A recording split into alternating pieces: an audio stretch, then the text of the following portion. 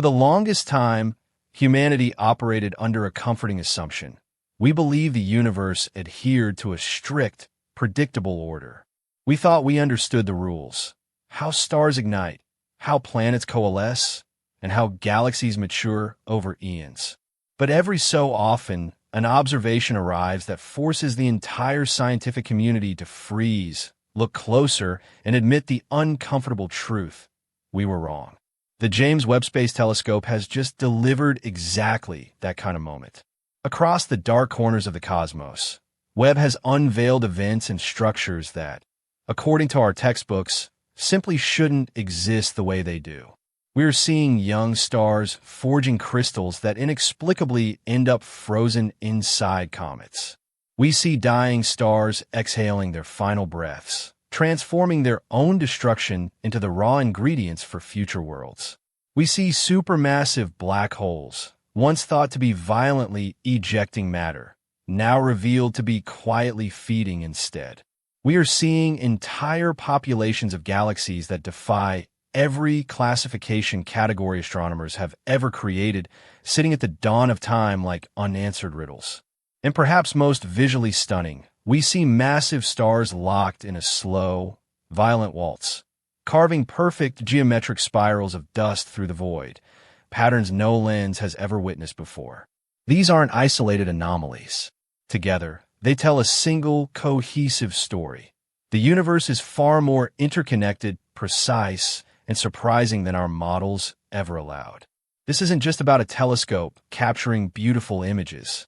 It is about a machine that just stopped the world because the reality it revealed can no longer be ignored. The crystal paradox, solving the cold comet mystery. For decades, astronomers were haunted by a contradiction that refused to make sense. Comets drifting in the frozen outskirts of planetary systems, like our own Kuiper Belt and Oort cloud, were found to be packed with crystalline silicates. The problem? These minerals require extreme heat to form. Yet, these icy bodies spend their entire existence in regions so cold that creating such crystals should be physically impossible. We could identify the crystals, but we couldn't explain how they travel from a fiery forge to the frozen edge. By looking beyond our solar system, the James Webb Space Telescope finally provided the missing link. It proved for the first time that crystalline silicates are forged in the scorching inner regions of a gas and dust disk surrounding a very young, actively forming sun-like star. Webb effectively found the bridge connecting intense heat with distant frozen material. The star at the center of this revelation is a protostar known as EC53, located roughly 1,300 light-years away in the Serpens Nebula. Unlike the erratic behavior of many young stars, EC53 follows a remarkably predictable cycle. Every 18 months, the star enters a powerful outburst phase lasting about 100 days. During this window, it gorges on nearby gas and dust from its surrounding disk while simultaneously launching energetic jets and winds. Webb's observations revealed that these layered outflows aren't just gentle breezes. They are powerful streams capable of lifting newly formed crystalline silicates from the inner disk. These expulsions act as a stellar transport network, flinging the crystals outward to the cold, distant regions where comets will one day be born. Using Webb's mid-infrared instrument, researchers identified specific minerals like forsterite and enstatite, common on Earth, within the dust. But Webb went further. It mapped exactly where these crystals were located before, during, and after the outbursts.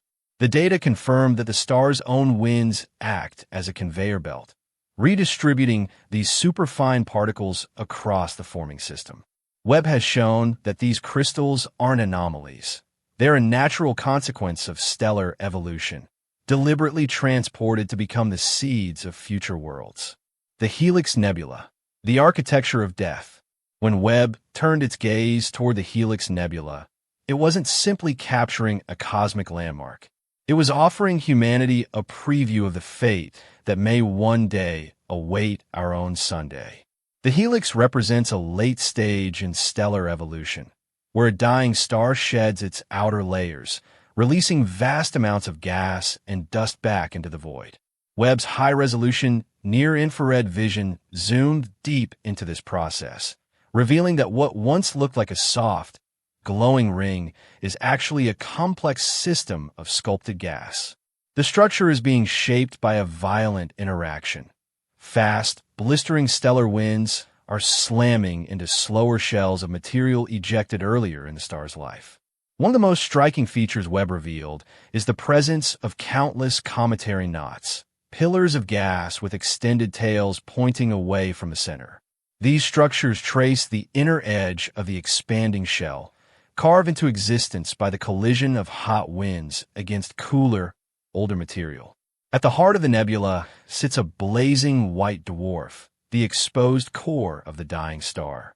Webb's color mapping revealed a clear stratification of temperature and chemistry. Closest to the white dwarf, the gas is heated to extreme temperatures and ionized. Further out, the gas cools, allowing hydrogen atoms to pair up into molecular hydrogen. Even further out, in the coldest regions, dust begins to form. This layered structure demonstrates that stellar death isn't just an end. It's an active, dynamic transformation. The gas and dust aren't just dispersing. They're being recycled. Inside the dark, shielded pockets of a nebula, complex chemistry is taking place, creating the raw materials for the next generation of stars and planets.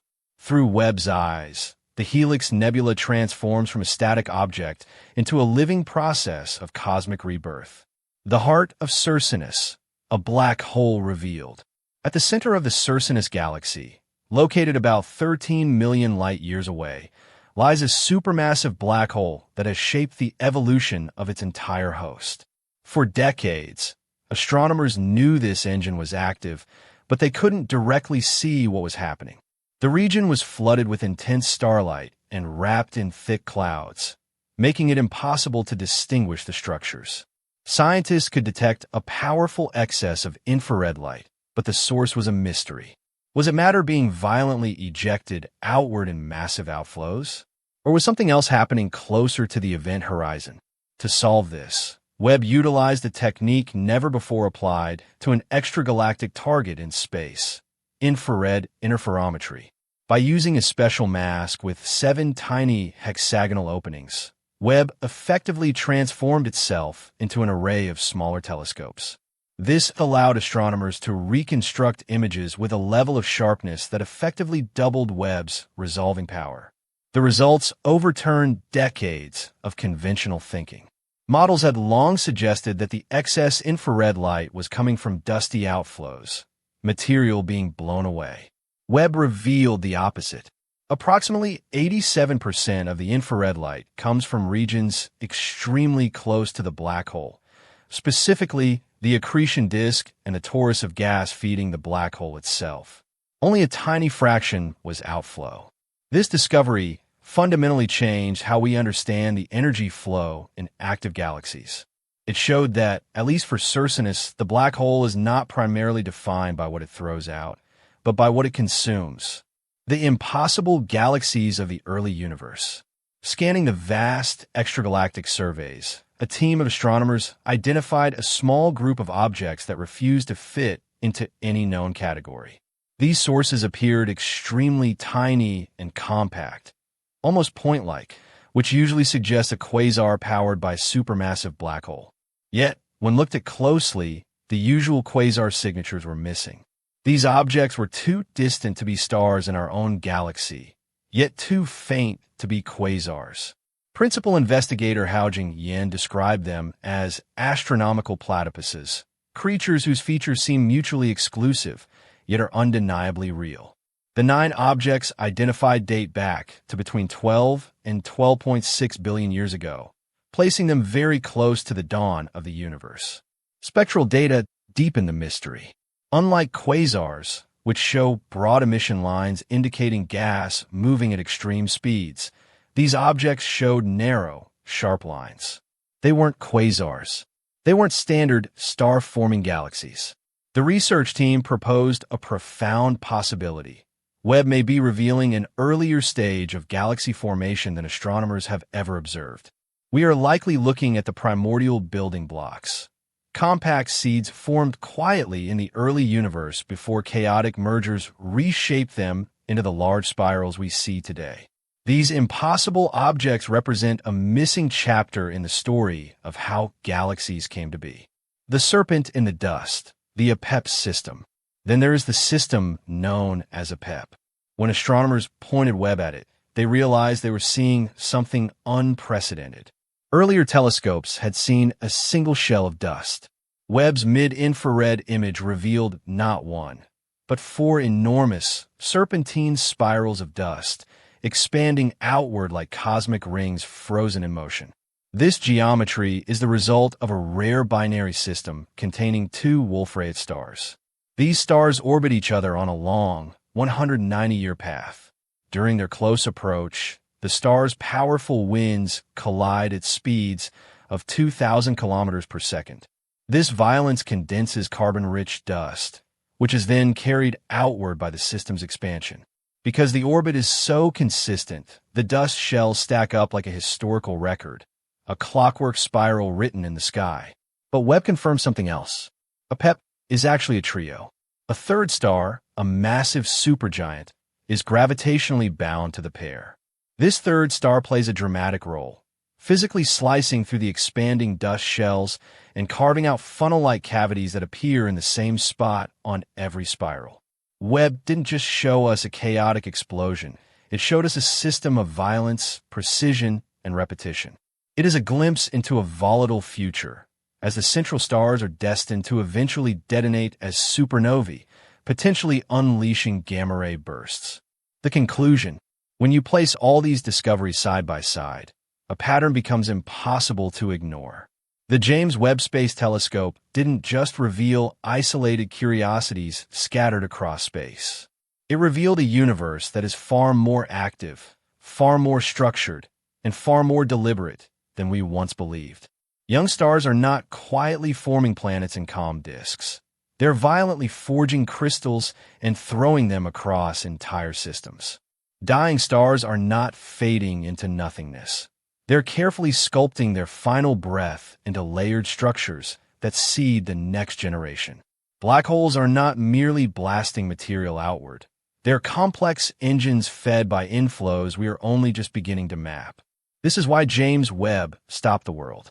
Not because it produced prettier images, but because it exposed hidden processes that were always there, shaping everything from atoms to galaxies, yet remained invisible until now.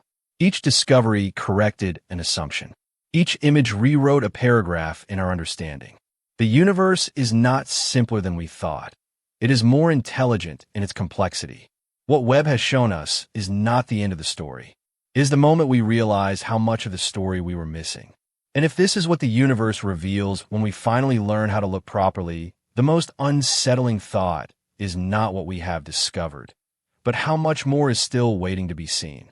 As we delve deeper into these revelations, we begin to see that Webb isn't just observing the universe.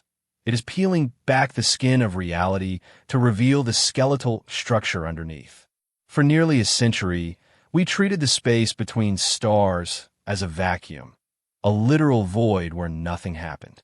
But Webb has shown us that the interstellar medium is actually a crowded, bustling highway of information and matter.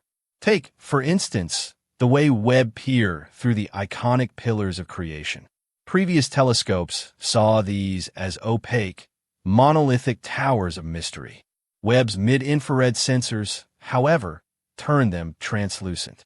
It exposed the ghosts of stars that haven't even ignited yet, tucked away in nests of dust that were previously invisible. We now realize that the universe is far more efficient than we imagined. It doesn't waste material. Every gram of dust shed by a dying star in the Helix Nebula is being mathematically tracked and gathered by the gravitational hands of new protostars and serpents. This isn't a collection of random accidents. This is a closed-loop system, a cosmic economy where the currency is carbon, silicate, and light.